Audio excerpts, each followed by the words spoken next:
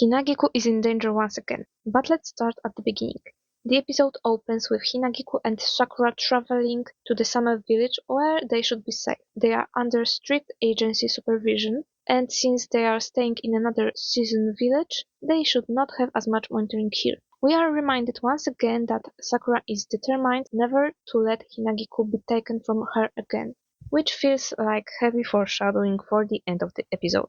When they arrive at the home of the Agent of Summer, the atmosphere is nice. The place is filled with animals, which Hinagiku finds incredibly cute. Seeing her interact with them made Sakura want to take photos of her. We also meet Ayame Hazakura, the retainer of the summer agent and Ruri's older sister. This leads to a conversation when Hinagiku notes that Sakura is like sister to her.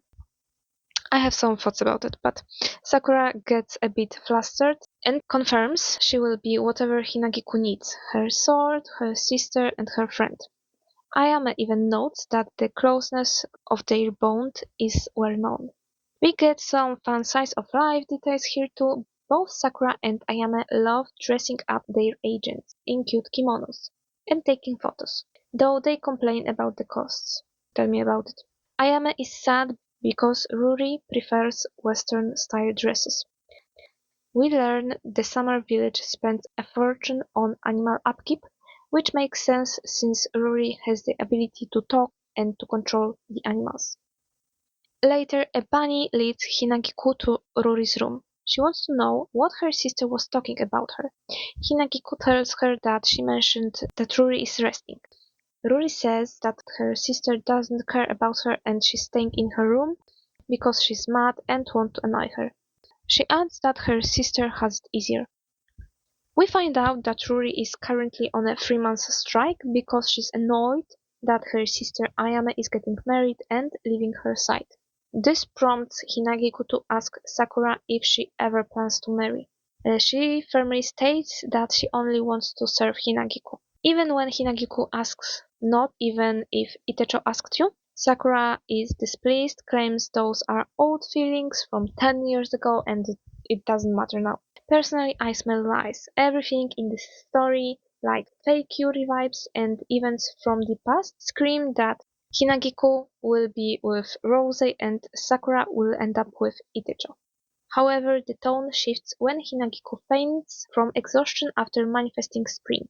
While she rests with a fever, Sakura prepares the porridge for her and talks with Ayame in the kitchen. And this is quite easy to realize, I think, that this is Ruri impersonating her sister, since she talked as Ruri at one point, and we later see Ayame in the same clothes she wore earlier, and Ruri is in different casual outfit. We also see her communicating with an animal later. They discuss Ruri's possessiveness over her sister and the fact that most agents have no ordinary life.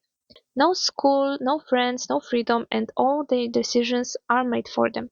And the agent of the summer also has a fiancé who will become her guard after marriage.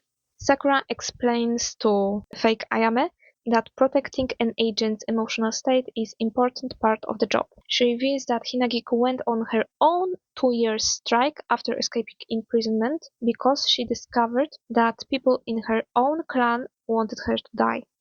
It would have been easier for them to just move on to a new agent. There's a deeper reason for abandoning her, but I will save that for the book review.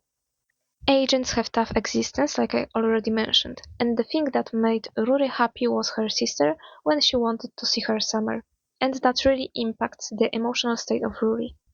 So I can understand why she is mad that the things are going to change.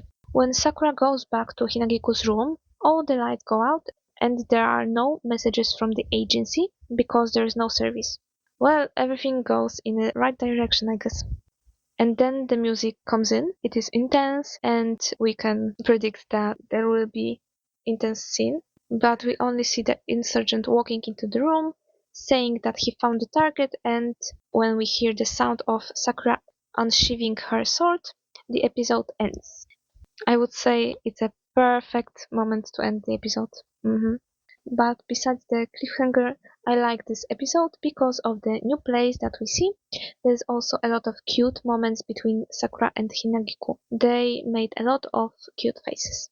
It also touched the topic of dynamic between Ayame and Ruri. It is interesting to learn more about the agent's life and how retainers need to care for everything, even their agent's mental state that needs to be balanced to do their job correctly.